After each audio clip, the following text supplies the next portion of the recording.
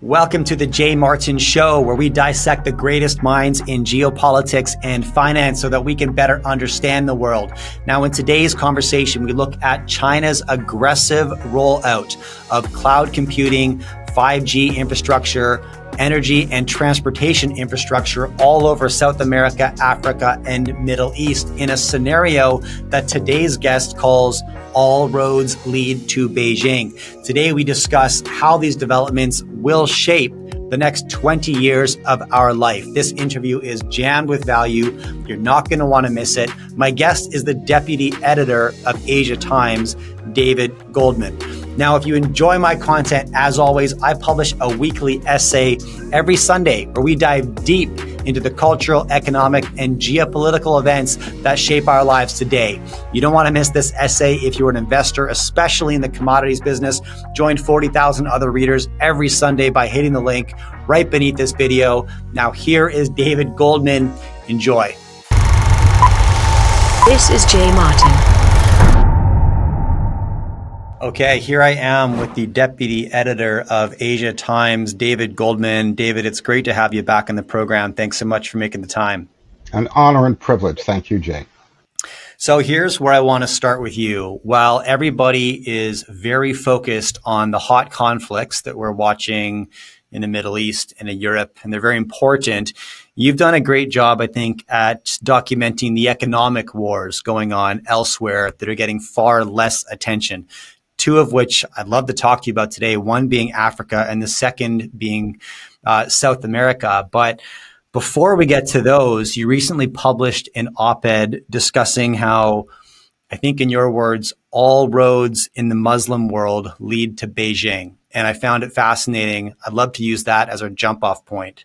Could you elaborate on this or just share what you were communicating in this piece with my audience? And then I'm going to pull on some threads.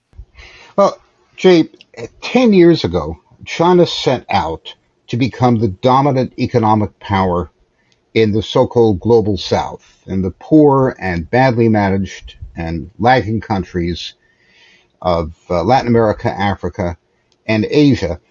And this was by far the linchpin of Chinese strategy. China is a country with an aging and declining population. There are 6 billion people in the global south. And if you can't have enough babies at home, or you can't attract enough immigrants of the right kind, the third alternative is to export your capital and technology and lock in the young people of other countries into your export machine. So between 2019 and the present, China has doubled its exports to the so-called global south. It now exports more to the global south than to the combined United States, Europe, Japan, Korea, Taiwan, and Australia. That's a remarkable accomplishment. And what's even more important is that a great deal of these exports are industrial equipment and infrastructure, digital infrastructure like telecommunications, railroads, bridges, airports, and so forth. And China's objective, which is far from accomplished, but they've made progress, is to make this a self-sustaining export wave by cultivating these economies and bringing their incomes up so they can be permanent and growing markets for Chinese goods. So we in the United States, with 330 million people, are looking at the 1.4 billion people of China assimilating into their economic zone another several billion people, including everywhere from Saudi Arabia and Southeast Asia to Brazil and Mexico, and of course Africa. So it's beginning to look like a multipolar world in which the Chinese pole is gaining ground. And from an American strategic and economic competitiveness standpoint, this is something to worry about and something which, in my view, we've been very negligent in attending to.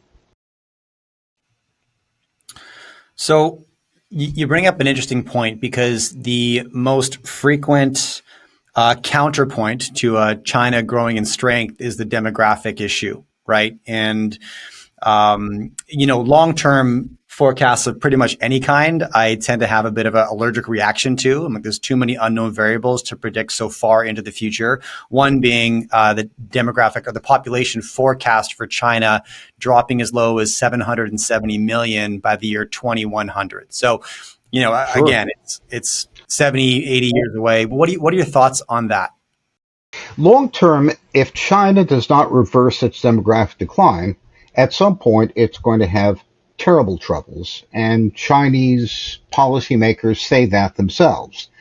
As you point out, long-term projections about demographics are, you know, very hard to make. But I'm focused on the next 20 years, in which the relative fate of world powers will be determined. And although China's population is declining slightly, its population of university-educated people is rising rapidly. In 1979, when China began its boom under the Deng Xiaoping reforms, only 3% of Chinese had education above high school level. Now it's about 64%, and it's growing. China now educates more engineers than the rest of the world combined. More than 10 million Chinese kids take the Gaokou, the university entrance exam. About half of them will actually get into college. And I can tell you, my math isn't terrible, but I'd have to study hard to pass that. You can look up the questions on the internet. It includes a lot of stuff which we'd consider sophomore level mathematics at university in the United States. So China's human capital, its skilled population, is still rising. And if I could draw an analogy, if you look at South Korea, between 1997, the Asian financial crisis, and 2010, South Korea's industrial production doubled, but its industrial workforce fell by 20%.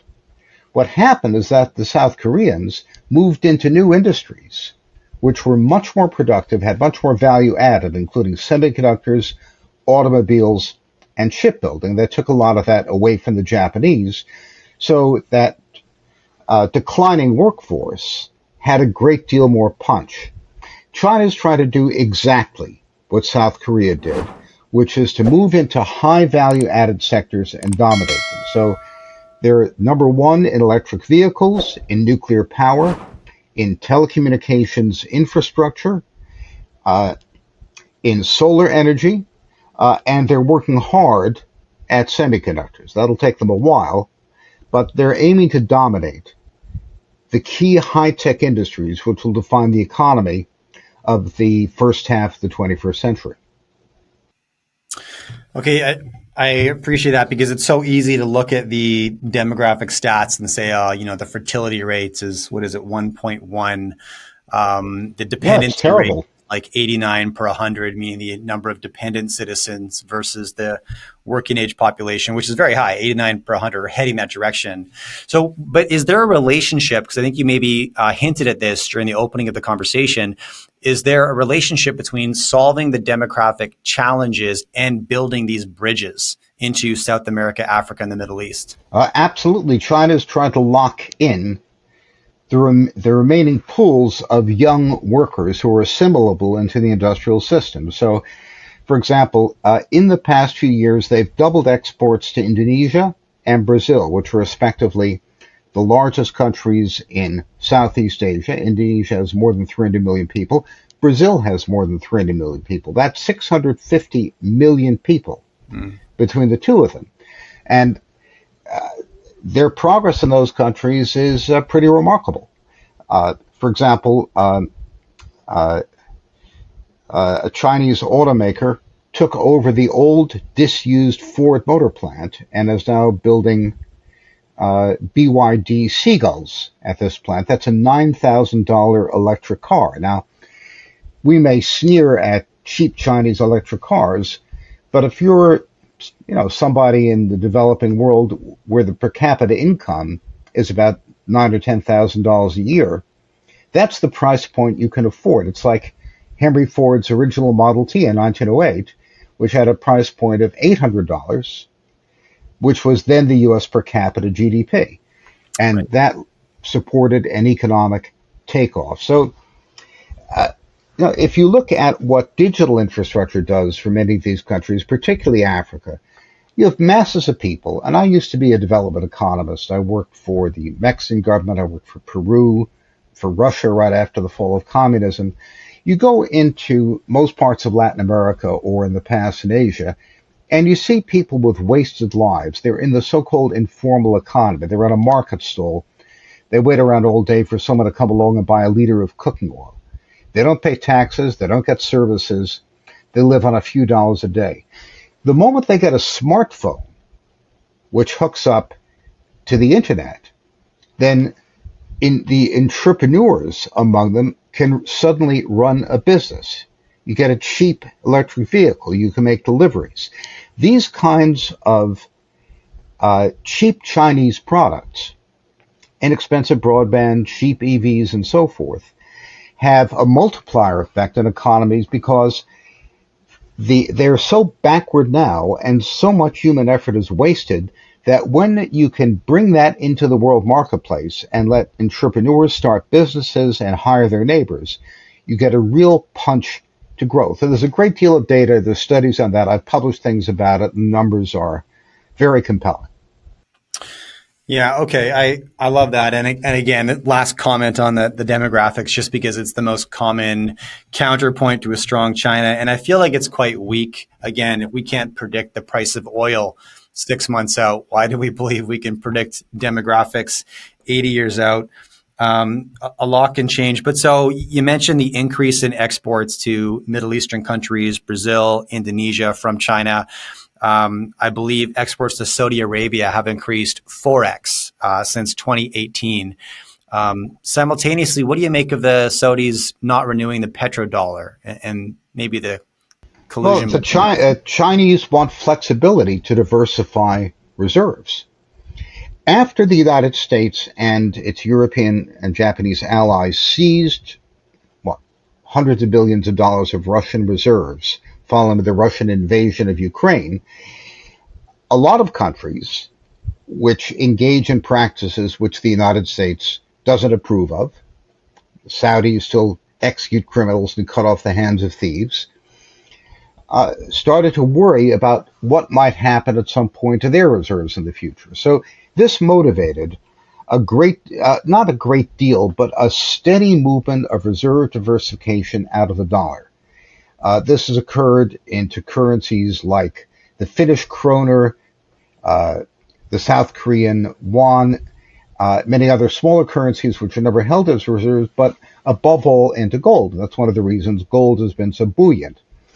Uh, the Chinese, the Saudis, Turks, many other central banks have been increasing the gold share of reserves, not necessarily because they think that gold is going to be the money of the future, but it's an insurance policy against possible seizure of reserves, and of course also against the possibility that America's debt problems at some point in the future catch up with us and we have a serious problem with our own debt.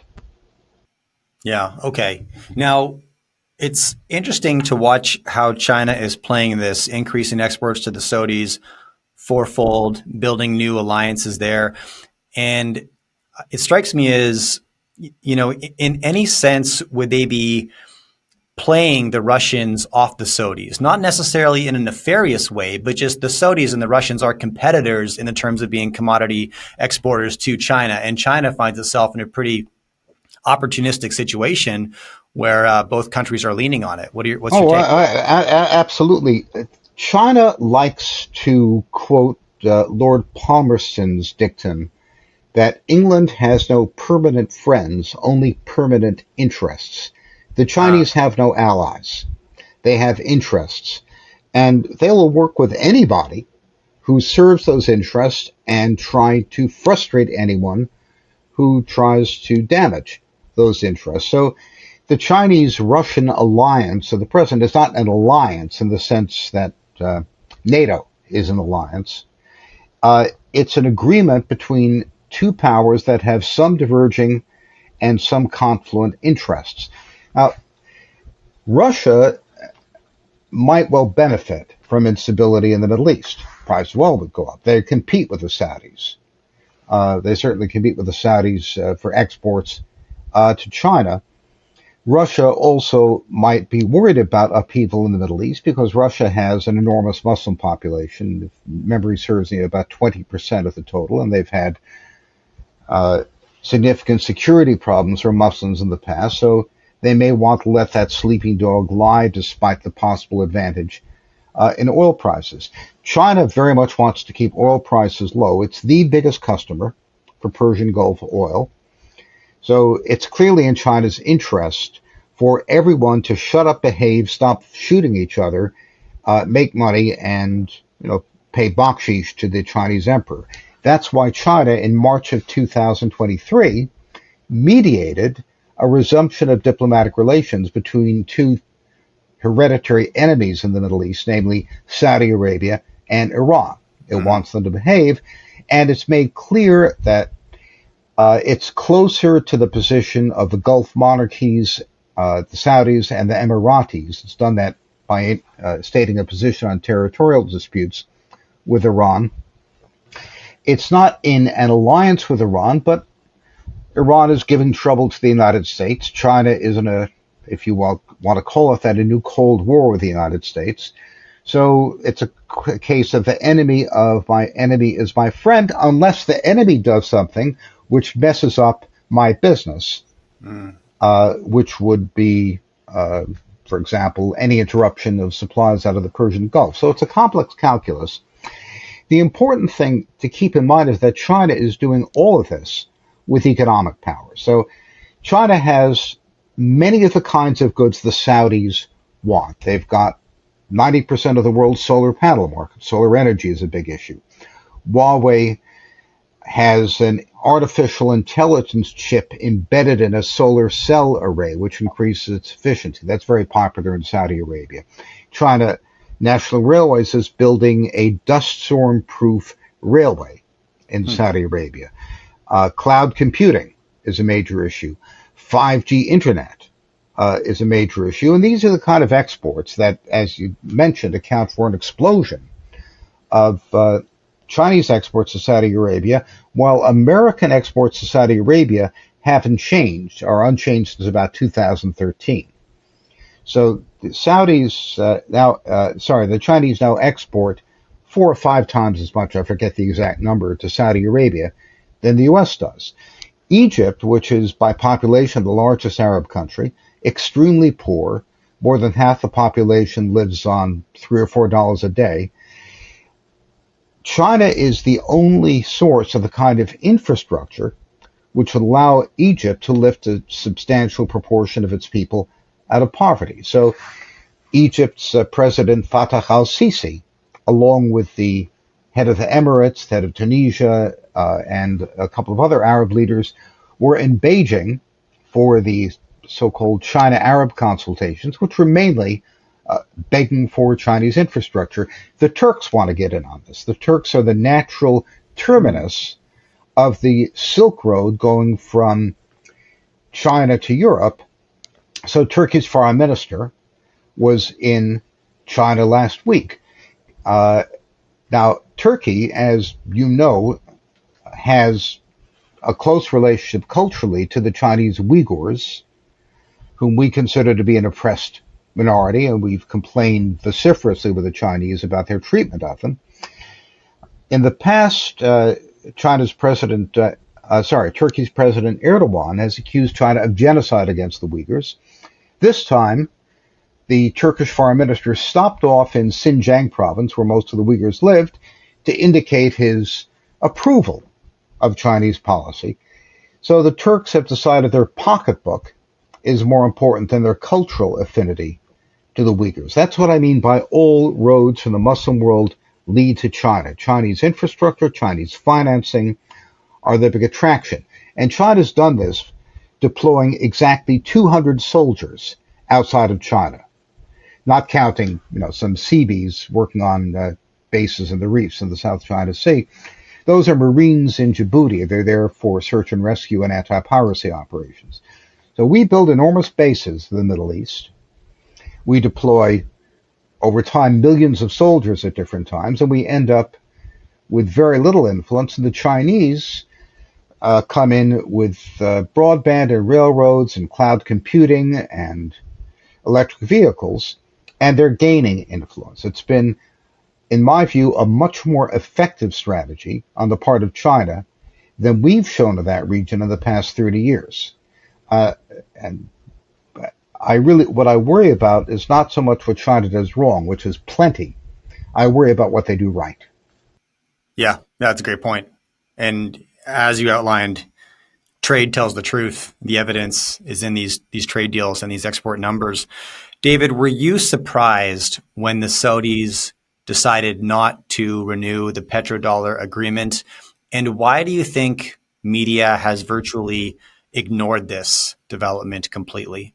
Well, I don't think this is a watershed because the Saudis will continue to hold a lot of their reserves in dollars. They simply want more flexibility for diversification.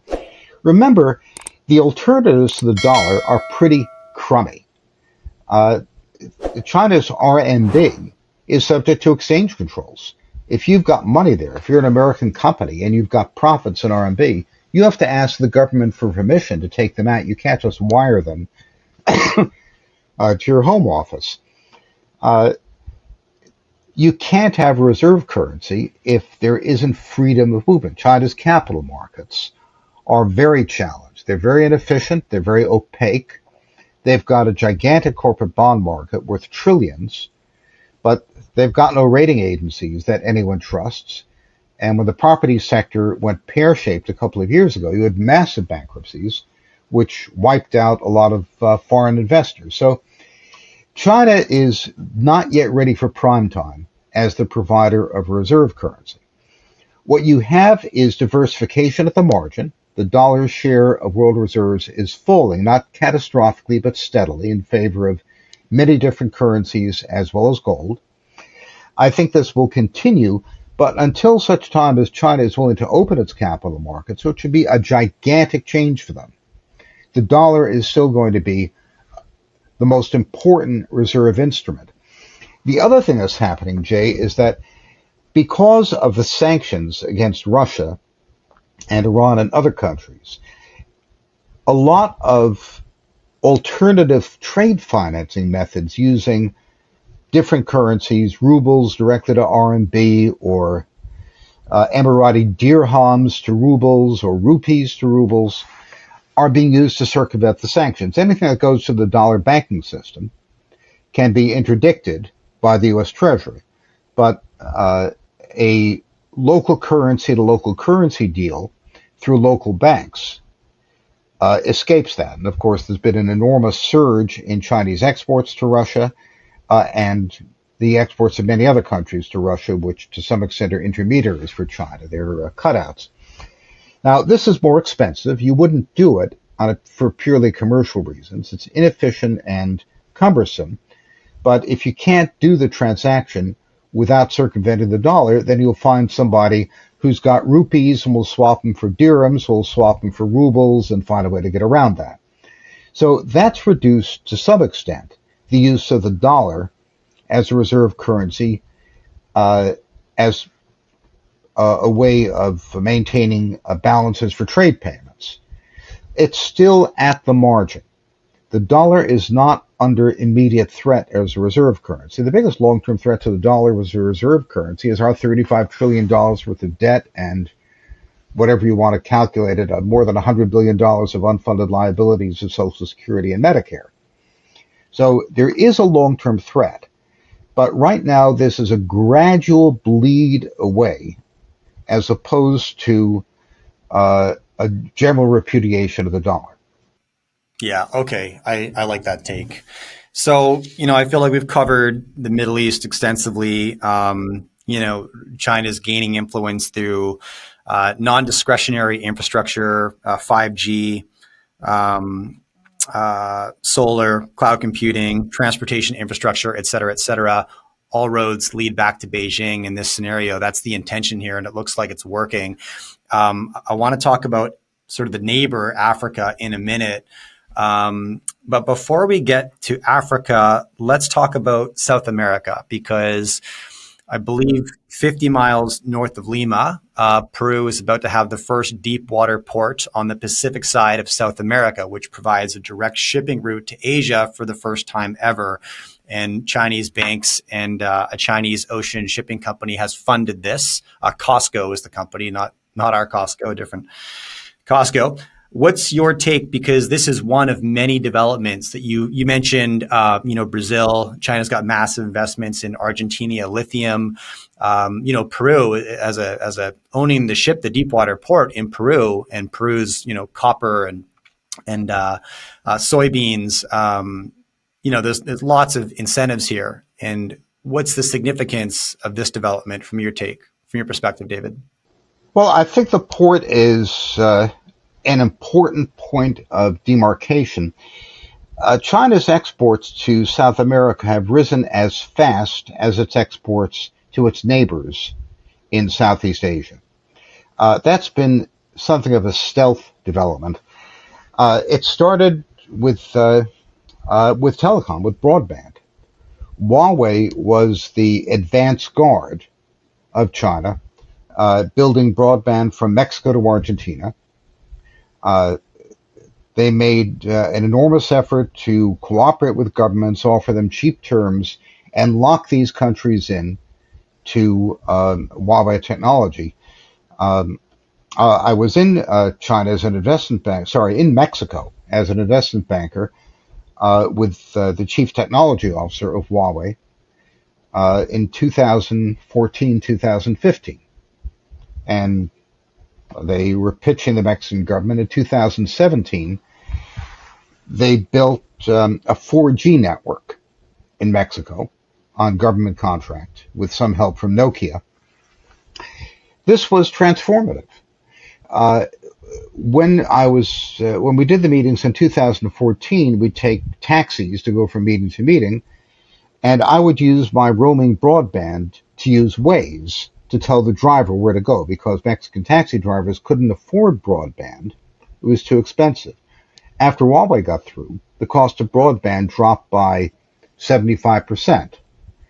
And by 2020, I think, Mexico City was the number 2 user of Waze in the world. So China's initial role, building broadband as a buyer of raw materials, was transformative. The second wave has been building factories, and Mexico, of course, has been the biggest beneficiary.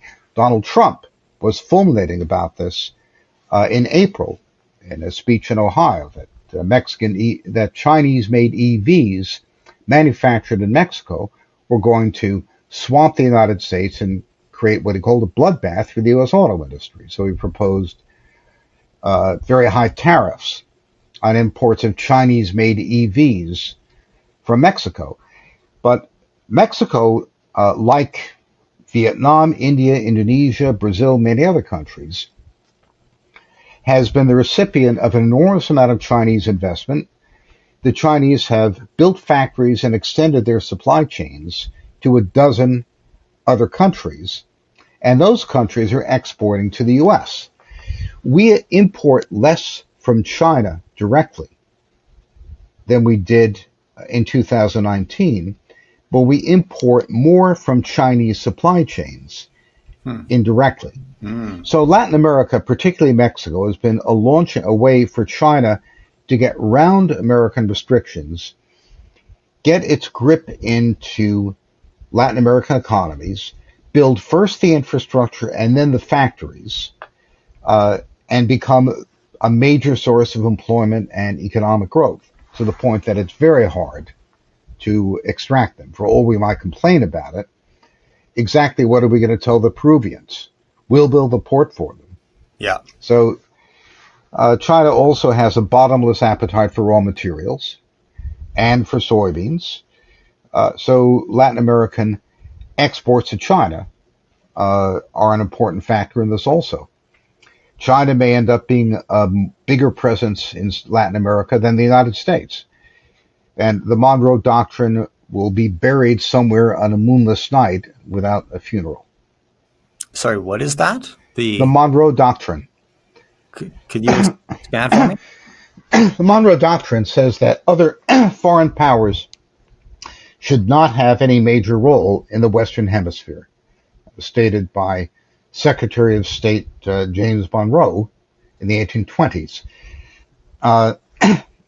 And China may end up simply steamrolling over that, and there won't be a whole lot that we can say. Biggest problem we have in the United States is when Huawei comes in and offers to build telecommunications infrastructure, we don't have a competing product. Yeah. Cisco does a little bit of this, but by and large, there's no American company that does this. You've got a couple of Scandinavians, Nokia and Ericsson, then you've got Samsung that does a bit of this. But the Chinese have, last I checked, about 43% of the world infrastructure market. That's Huawei and ZTE. And they're very good at looping in global South governments and hooking them into making them long-term dependent on Chinese infrastructure. Once you put the stuff in, it's very hard and expensive to replace it. Mm. Yeah, I mean, it's hard to see unless I'm, maybe overestimating this or sensationalizing it, which I very well might be. But when you look at the progress China's made on the continent of South America, I mean, Peru has effectively said, the U.S. has warned them about doing deals like this with China, and Peru's essentially responded saying, well, bring your wallet down here, right? Because we need infrastructure, and Chinese banks are funding it right now. So now we have a deep water port on the Pacific Ocean. The continent's never had one before. It was funded by China, but we have it now, right? Uruguay now has a free trade agreement with China after asking for one and not getting it from the United States.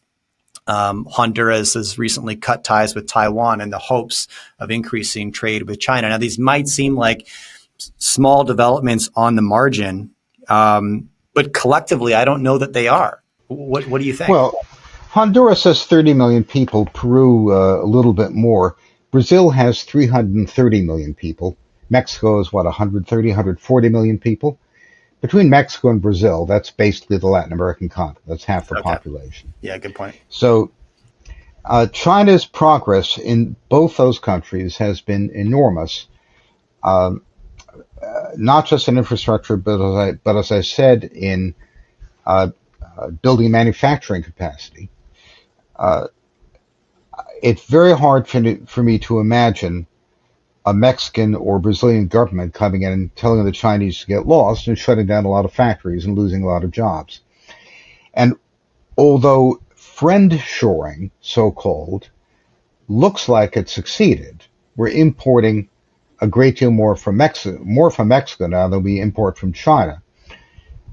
A lot of that is simply white labeling of Chinese goods or the assembly of Chinese components in Mexico for resale to the United States. So not only have we become more dependent on Chinese goods, but we've made the intermediary countries more dependent on China.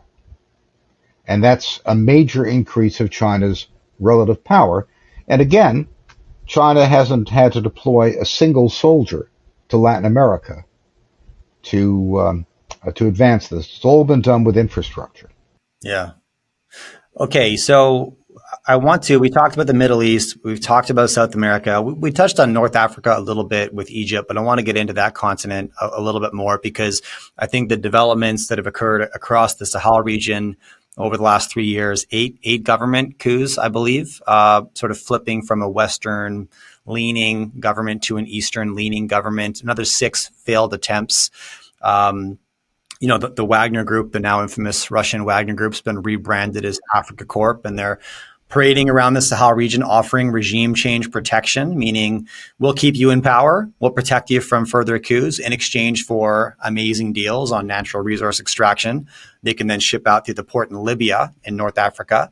So is it a very similar trend and this has been going on, I think, a bit longer, but in Africa is it very similar Chinese influence via Russian proxies? However, what's your take? Africa is several different places, and it's more it's a much more complex situation. The education level of African education and infrastructure is much lower than that of Latin America, let alone Southeast Asia. So much harder to assimilate people into an industrial economy. Okay. Nonetheless, you have a very large number of people in Africa, and Africa is frankly, the only source of population growth in the world. Yeah. Right. So the Chinese are doing many different things in Africa. North Africa, of course, is Arab, Muslim, and very different than sub-Saharan Africa.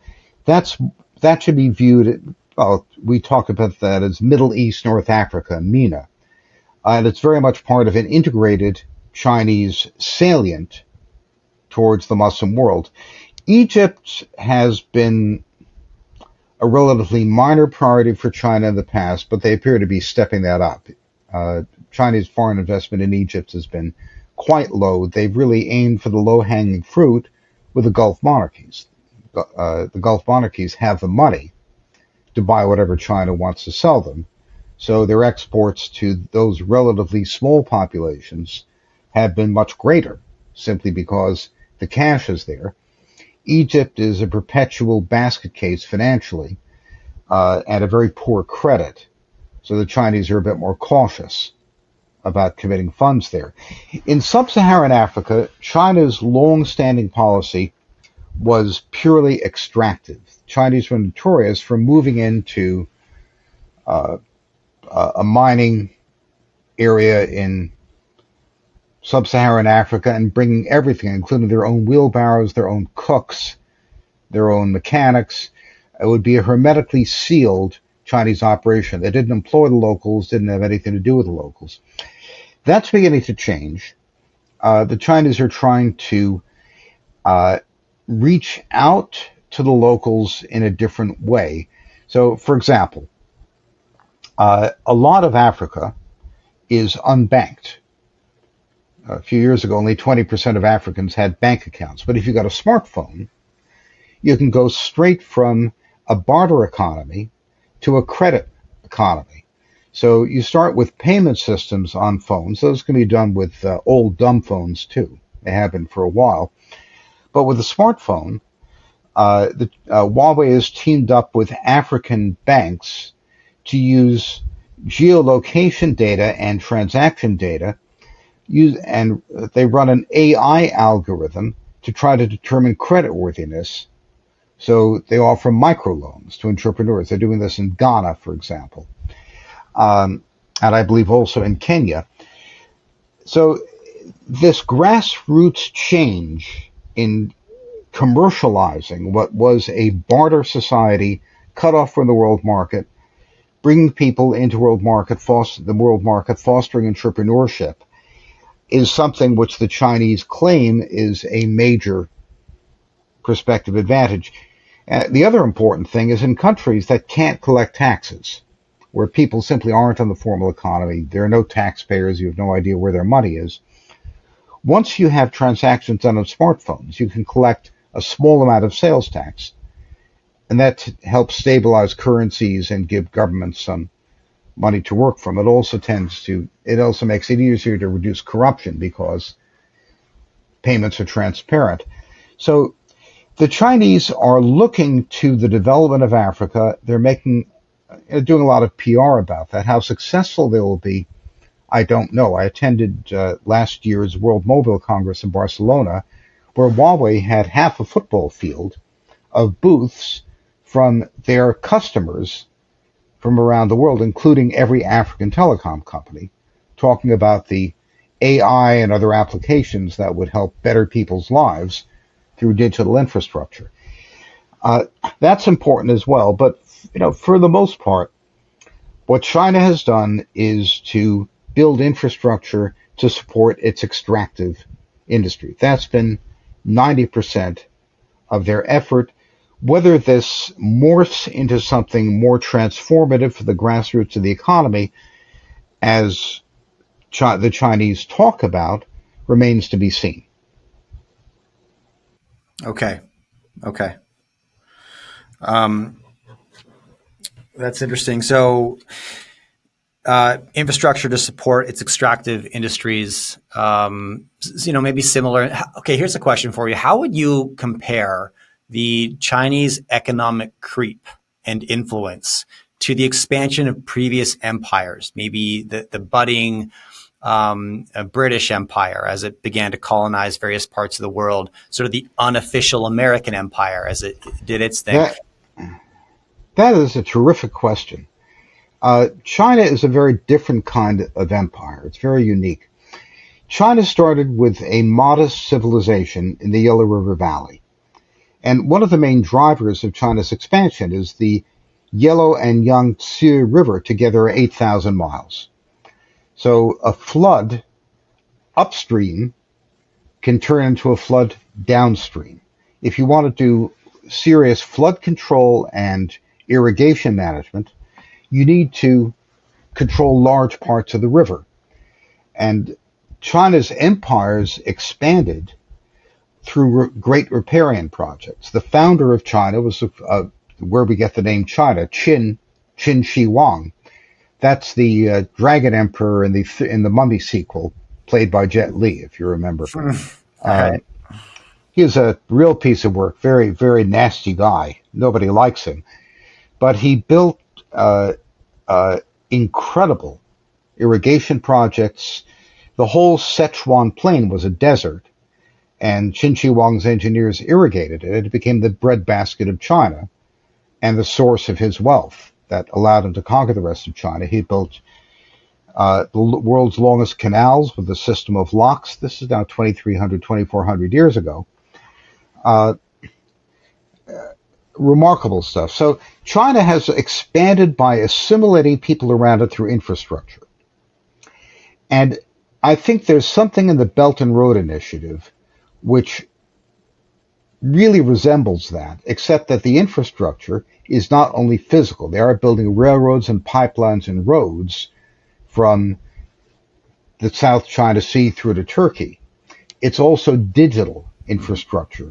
It's a virtual empire. So China doesn't conquer so much as it assimilates, and assimilates by building infrastructure and taxing people to support it and creating a centralized structure to administer it. China's always had a centralized management in a much bigger way than any other empire, and that's because its economy has been much more dependent on centralized infrastructure than any other empire.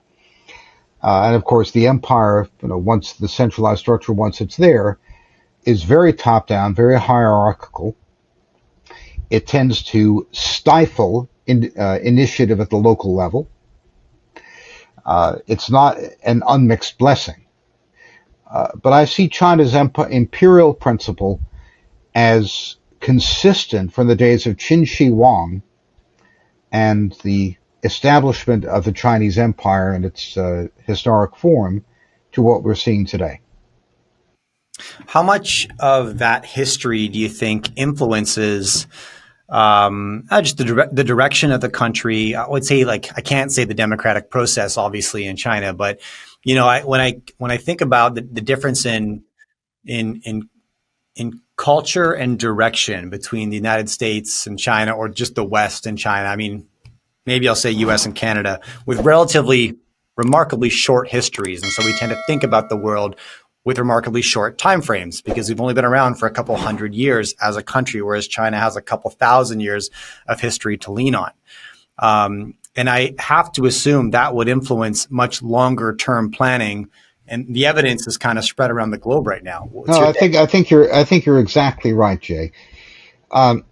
America began with a civil society, with people electing their own ministers and setting up fire brigades and town associations and businesses. Think of Benjamin Franklin, all the institutions he founded. It's very much a bottom-up process. And at some point, we decided the British were getting in the way of our self-government, and we kicked them out. Mm-hmm. So Americans can say, well, what do we need a state for?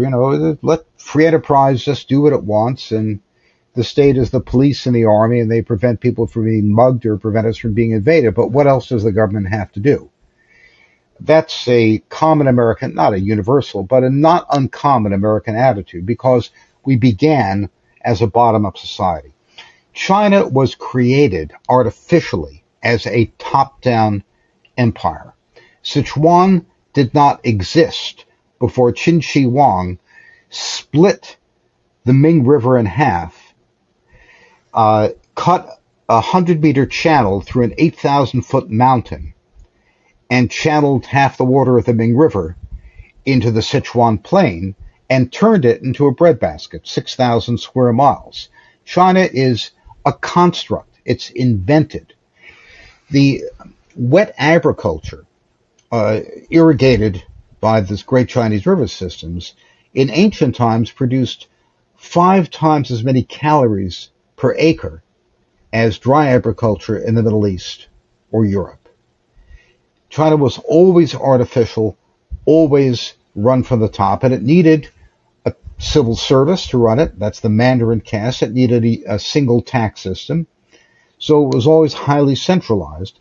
And as I said, this tended to suppress civil society. No Chinese has set up a Little League club or a glee club or, house churches, yes, but not a real religious institution.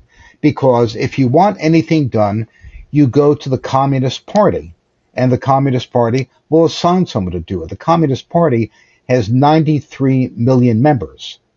It's like the world's biggest HR department. Right. So when you ask a Chinese person their opinion on something, they'll give you a kind of strange look, because in America, an opinion is important. We have our political club. We have our sports club. My opinion counts because we're responsible for doing it. In China, somebody from the top in the hierarchy is going to come and tell you what to do. So Your opinion has no real meaning. It doesn't have a purpose to it. You may think something privately, but it doesn't really matter. There isn't the same kind of political dialogue or political consciousness in China. It's a system which has many grandiose things about it. It's accomplished some enormous things. I personally find it repellent. I could never live in such a system. But it's a radically different civilization than ours. And Chinese civilization has continuity all the way through back to Qin Shi Huang. And Xi Jinping has much more in common with Qin Shi Huang than he does with George Washington or Adolf Hitler or Charles de Gaulle or Margaret Thatcher or any Western leader you can name.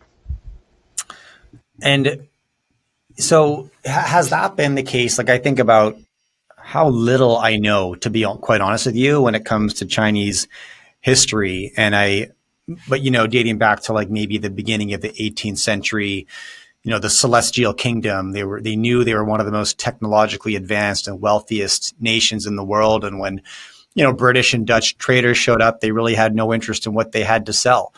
The transition from that to the century of humiliation on the heels of the Opium Wars is like a really notable part of Chinese history. And they will talk to you about that all day, and they remember every date and place and every battle they lost and every invasion. They'll give you chapter and verse. Right. China was the wealthiest country in the world until the 18th century. The Industrial Revolution changed that. The British Empire in the 19th century, it made its money in the first half of the 19th century selling its industrial goods to India and elsewhere at gunpoint. And it financed its current account deficit in the second half of the 19th century by selling opium to China. All the silver mined in the New World, according to the historian Fernand Braudel, migrated to China as Europe used it to buy silks and spices. So Yeah, Europe was denuded of bullion. It all ended up sitting in China. that's Then right. China, in the China ninth, was known as the place where silver goes to die. and then in the 19th century, it all came back Yeah, as the Chinese paid for opium. right, right. It made a round trip around the world over 300-400 years. Would it be fair to say that the Opium Wars are what saved or created the British Empire? Because if you look at the rise of power in Britain during the 18th century, the loss of the American colonies was a massive disruption. Not just they lost a huge chunk of their economy, effectively, right, and catapulted them into skyrocketing inflation. I think inflation in Britain in the year 1800 was like 30%, and the British East India Well, Company was about to go bankrupt. well, Thankfully, they they also started. had the Napoleonic Wars, which were more than a Again, minor inconvenience. yeah, yeah, yeah, yeah. This is a really great question. In one way, from a purely financial standpoint, you can say the Opium Wars saved the British Empire because they certainly financed the British Empire for the better part of a century. Um, but in another way, I think they were the ruin of the British Empire. Okay. Britain, the Industrial Revolution started in Britain. The British invented all the major aspects, well, almost all the major machines of the Industrial Revolution. Back in those days, the United Americans were going to England and memorizing the workings of machines because they were being searched for blueprints when they Hmm. got on the boat back to New England. Lowell, Massachusetts, was founded on the strength of an engineer who, with a photographic memory, who stole the British technology by observing it and memorizing it. And once the empire came in, the cleverest young Englishmen went off to make their fortunes in the empire because there was so much quick money to be had. Whereas in Germany, which had no empire, you got a PhD in chemistry and started a dye factory. So by 1900, Germany had far outstripped Britain in industrial power. So I think the empire, the quick money of the empire, corrupted Britain and, in a sense, was its ruin. So it depends how you look at it. You can look at it either way. Yeah. Yeah, that's fascinating. All right, because when you look at the history of the British Empire, it almost seems like an unlikely event, given what we just discussed, the loss of the. I mean, you're out colonizing the world, and then you lose the new world, right? Like what message that sent to the rest of the globe. Britain can no longer hold on to its colonies, and with the loss of the cotton industry and the massive investments that the British East India Company had made in that, they almost went belly up. Skyrocketing inflation, and then a few years later, the Napoleonic Wars. And it would have looked like at that point in history, this country's done. Their best days are Look, behind them. cotton was not that important until the invention of the cotton gin in the 1790s by Eli Whitney. Okay. And Okay. then cotton production exploded, and the American South, which controlled the presidency for most of the period from 1800 to 1860, was a faithful provider of cotton to England. The Civil War forced the British to plant cotton in Egypt, and they found ways of getting around it. But the British quickly worked out a modus vivendi with the United States, mainly with the American South. American industry was protected by tariff barriers, which was an inconvenience for British manufacturers. But the British found a market for their textiles in India and elsewhere. So the British had a reasonably good first half of the 19th century, economically, despite the revolution, because the South was a reliable source of cotton. There are many people who speculate that Britain would have liked to intervene on the side of the South to split it off as a friendly raw materials producer. Um, I'll let the historians quibble about that, but there certainly was some opinion in England to that effect. Okay. Now, getting back to, I guess, contemporary events, I think we covered extensively, as I called it, the Chinese economic creep around the world and the paired influence they're gathering. Do you see any substantive American response to that? Or is it just withdrawal at this point from what you're watching? Well, the American response so far has been to put tariffs up against Chinese goods, to put restrictions on technology exports to China, and to persuade our allies not to use Chinese products we consider sensitive, such as Huawei telecommunication infrastructure. These have had mixed results, and I think very inadequate ones. As I mentioned, the result of the tariffs has been that China has built plants all over the developing world, which then ship to the United States. So we are more dependent on imports than we were in the past, and indirectly dependent on China through China's supply chains. The technology restrictions clearly have imposed enormous costs on China, maybe the equivalent of 0.5% to even 1% of GDP growth per year. And it's held back China's semiconductor industry. But China has found ways of working around these restrictions. So, as we know, last September, Huawei announced a 5G smartphone chip, which we thought China couldn't produce, but they used older technology to work around the restriction and managed to do it. And eventually, they will catch up. This is a short-term measure which has had fewer short-term benefits than we expected. And as far as the rest of the world is concerned, yes, we kept them out of England, we kept them out of part of Germany, the Germans are still using some Huawei equipment. But the main thing that we really neglected, just gave no thought to at all, was the 6 billion people of the global south. Now, they're talking about people who make $3 or $4 a day. The Chinese aren't good at everything, but they've got a pretty good idea of what it takes to move somebody from $3 or $4 a day to $12 or $15 a day. And that's the difference between grinding, humiliating poverty and a certain amount of self-respect and modest prosperity. So China gets a lot of political capital out of this. You look at the opinion polls of China in the developed world, US, Europe, and Japan, we all hate China. But if you go to Africa, Southeast Asia, Latin America, the numbers are almost reversed. Most people have a good experience with the Chinese because what the Chinese have done has improved the lives of extremely poor people. So I think America's response has been deeply inadequate, and I think we have a tendency to, we like to kid ourselves and pretend that we've solved a problem when we really haven't.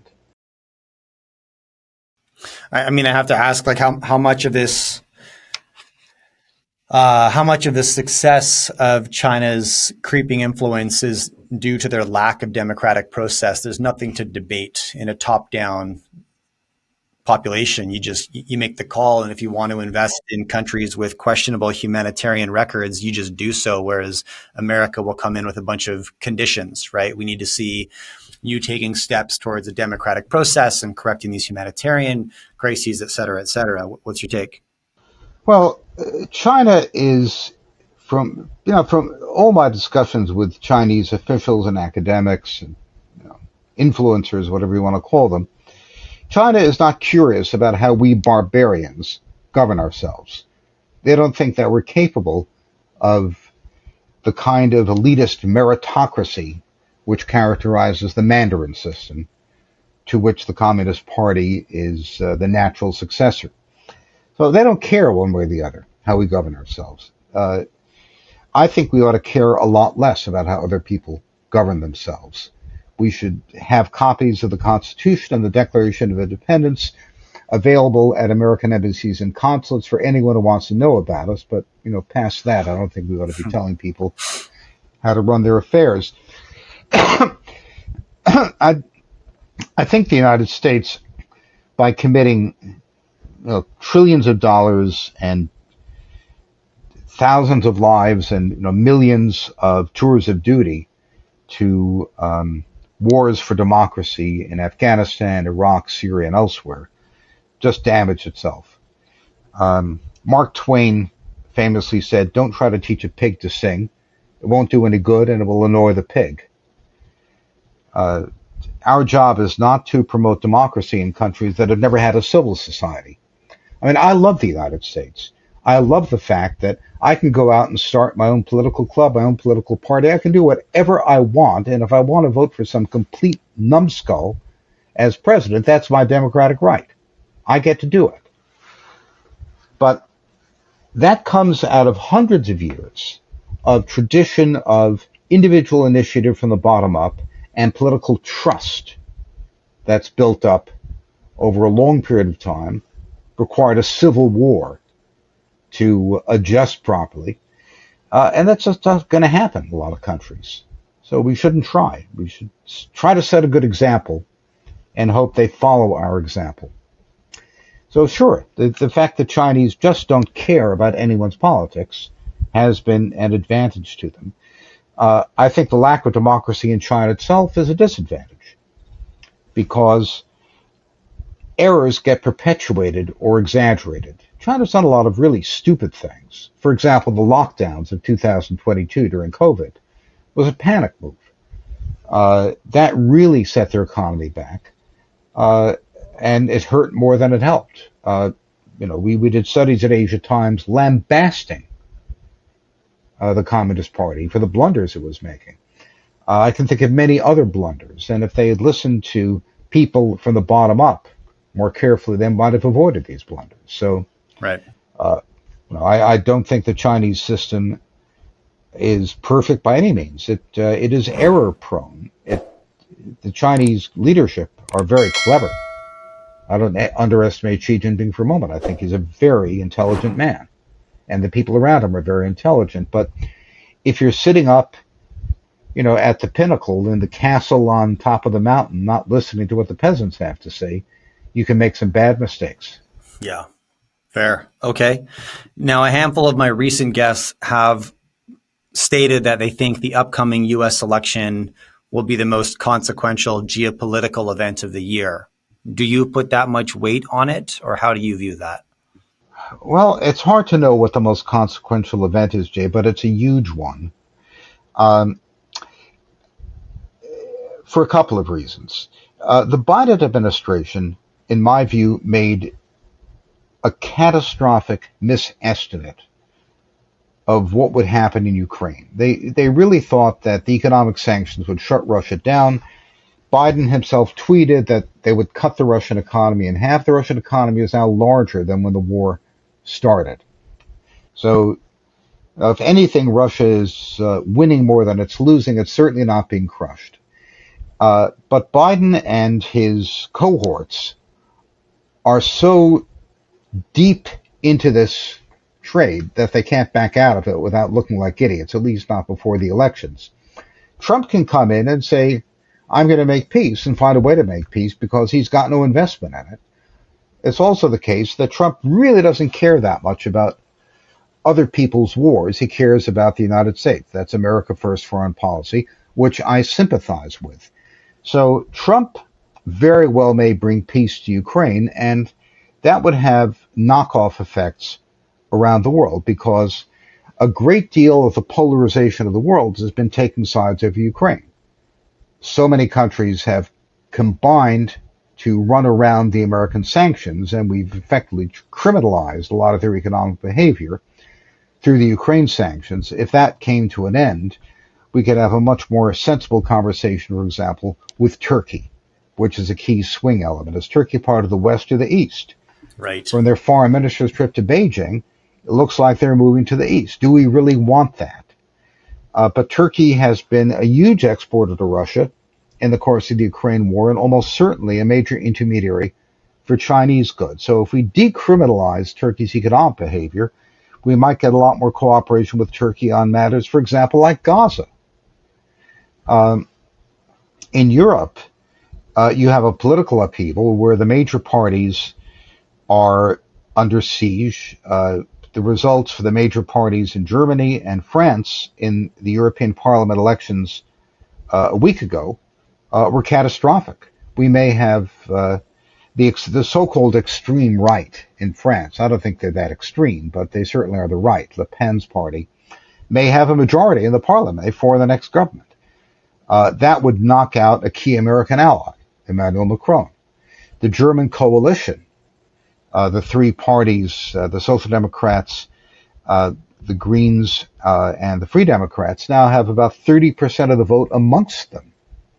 And the right wing, the Alternative for Germany, and other anti-war parties and anti-immigration parties jumped by about 10 percentage points.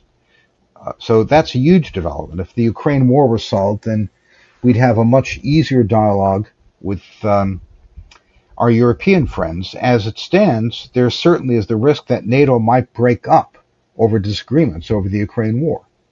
So if Trump can solve that problem, and if he can find some way of working things out with the Chinese,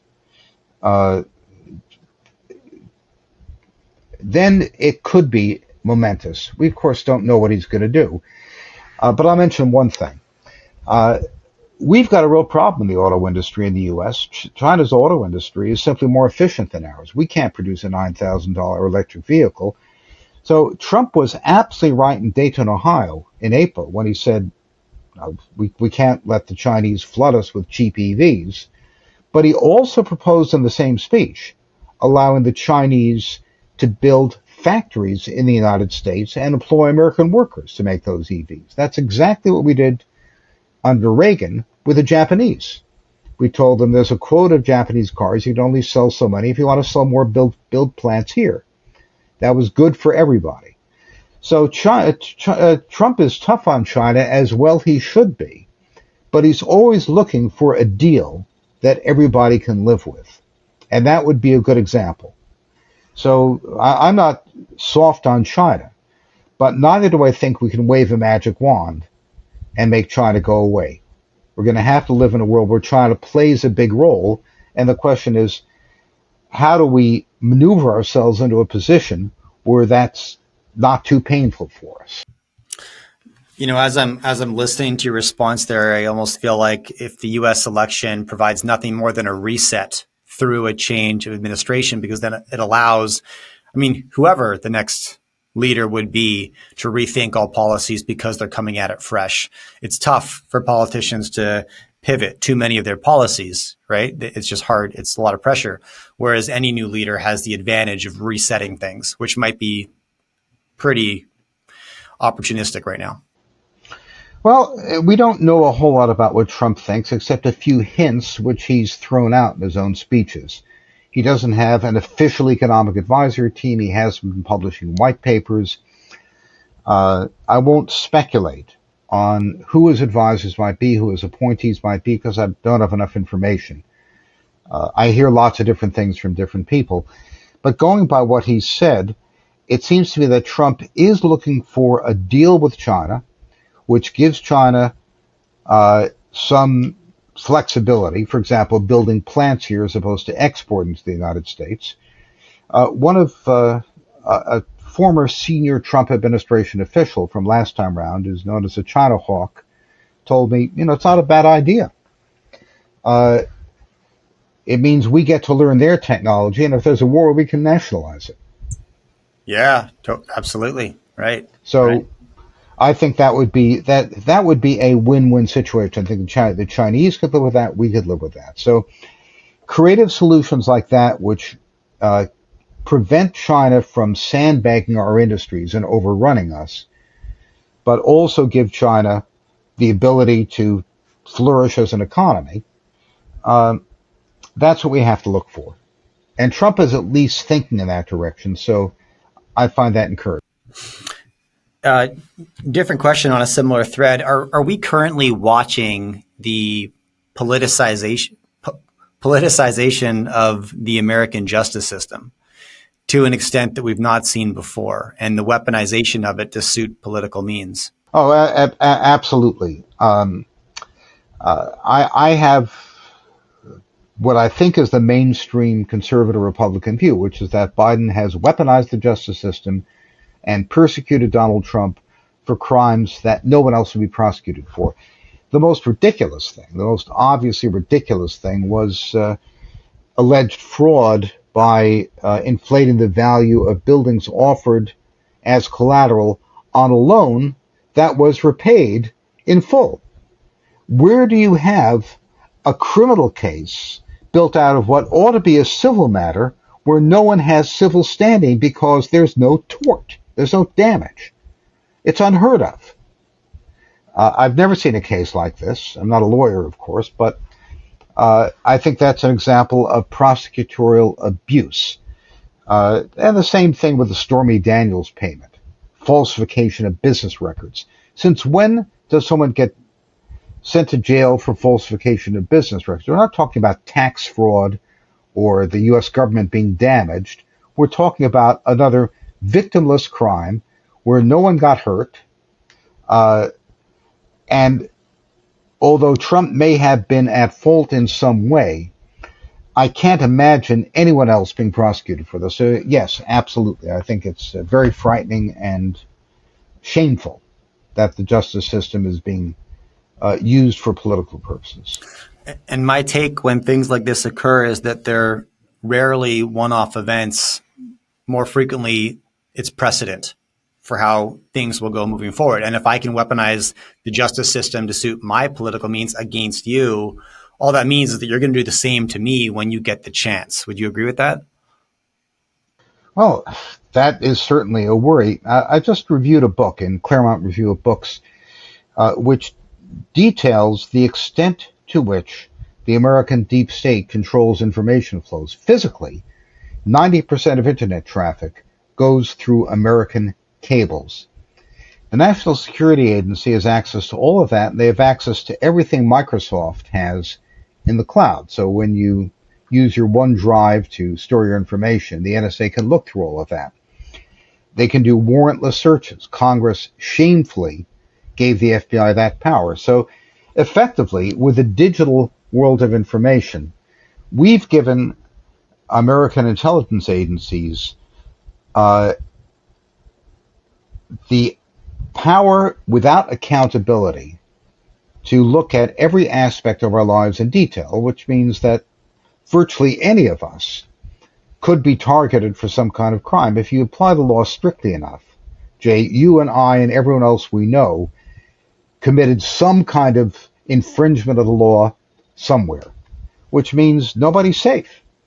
That's creeping totalitarianism, and that really worries me. Right now, I would just shut down the Central Intelligence Agency, and I'd put the NSA under military intelligence. Let the generals run it. I think we have a cancer in the system, a self-perpetuating intelligence bureaucracy spending $100 billion a year on stuff we don't know anything about. The last guy to propose an audit of CIA was Michael Flynn, and we know what happened to him. Got set up and sandbagged by the FBI. So I think this power that perpetuates itself and ultimately can target any of us is the biggest threat to our freedom out there. They scare me a whole lot more than Xi Jinping or Vladimir Putin. Interesting. So what steps can you take? And I like how when I opened this conversation up, I was asking you about a sort of 80-year forecast, and you said, well, I like to think in terms of 20 years because, that's what matters, quite frankly, and we can more realistically expect.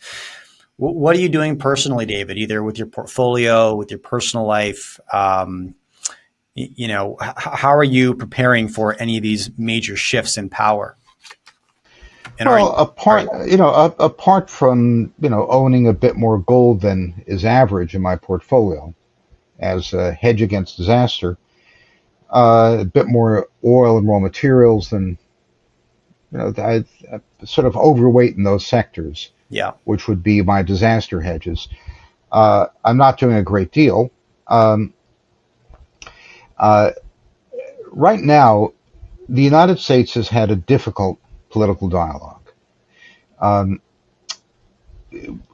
It's been hard to have a nuts and bolts discussion of the kind of stuff we ought to do, mainly because the task is so big. It's like, and you have to clean your house out, plus the closet, and wash the car, and, take the dog to the vet. There are too many things to do. You don't know where to start. Yeah. So I've been writing a great deal for the Claremont Institute, which is a great conservative organization. and for its publications, American Mind, Claremont Review of Books. Asia Times tries to be the newspaper of record in reporting economic data and facts in an objective way. We're neither pro-China nor anti-China, but exactly the opposite. We incorporate a wide variety of views, and we have no editorial position of our own. I have spoken with many politicians who are involved in this. I've spoken to many conferences, and to the extent people are interested in what I have to say, I'm happy to give them my time. Mm-hmm. But I think one guy. That's the most. I mean, well, yeah, you are. You're doing a great job, though, and I think that's the most valuable thing you can do. It's kind of wild, and I think about the gravity of so much of what we just discussed over the last 60 minutes. But what is the average American worried about? Any of that, or so many of the petty cultural issues that are being shared across social media and capturing headlines elsewhere? Well, that's a very good question. A lot of people say that the November election will depend on whether Americans care more about abortion or the economy. There's certainly a majority for a more liberal abortion policy than the center of the Republican Party has advanced. And there's certainly enormous frustration about the economy. The real inflation rate that people see day to day is much higher than what the government reports for a number of reasons. One is that interest costs aren't taken into account.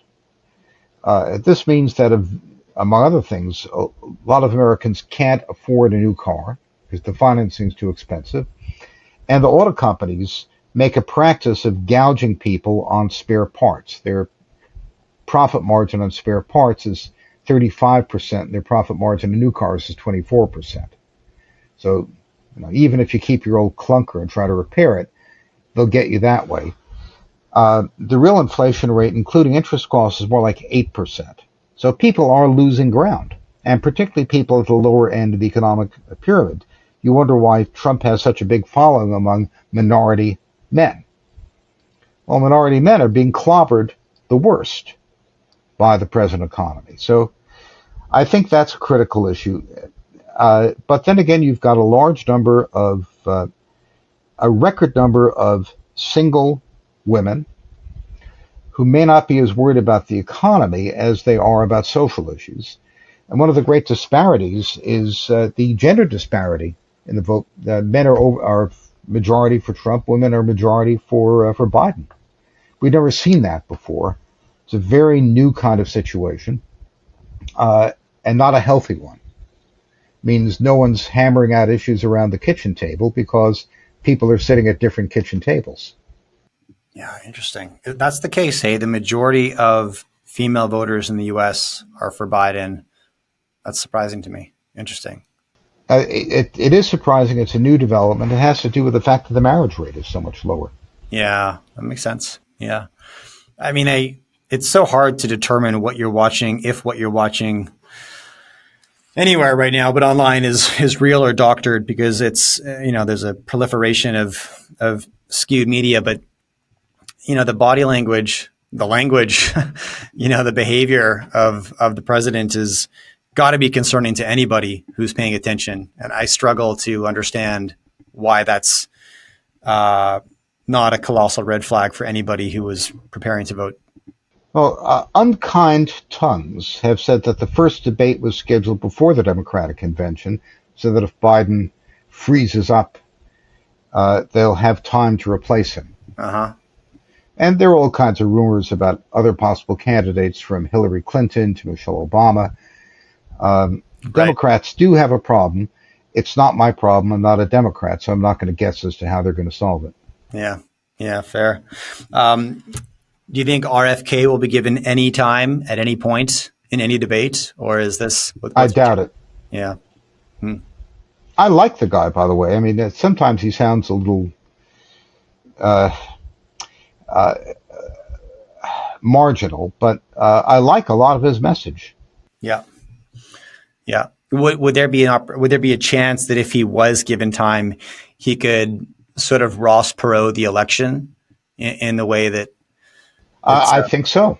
yeah, And I think he would probably do more damage to the Democrats than he would to oh, Trump. okay. Yeah. Interesting. Yeah. Okay. I mean, if there were a Trump RFK ticket, I'd be perfectly happy. I understand that's been ruled out by RFK. He said so.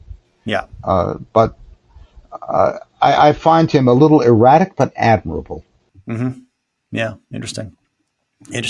Look, David, this has been super fun, and I'm really grateful. Absolutely. Great to talk to you. Yeah, pleasure's all Anytime. mine. Pleasure's all mine. I'd love to do it again. Your wealth of Sure. information. I love the work that you do at Asia Times. So thank you for that. Anywhere else I could point my viewers today if they want to hear more from you other than Asia Times, of course? You mentioned the Claremont Institute. Well, there's a great website called Law and Liberty. It's run by the Freedom Foundation out of Indiana.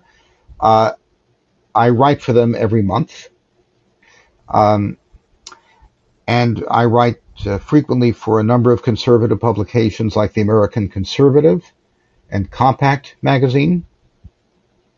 But generally, if you see my Twitter feed, at David P. Goldman, I usually post what I write, so that'll alert you to what I have up at any given day. You're a great follow on Twitter. Okay. Well, look, thanks so much for your time. I appreciate it. Thank you, Jay. Great to talk. All right.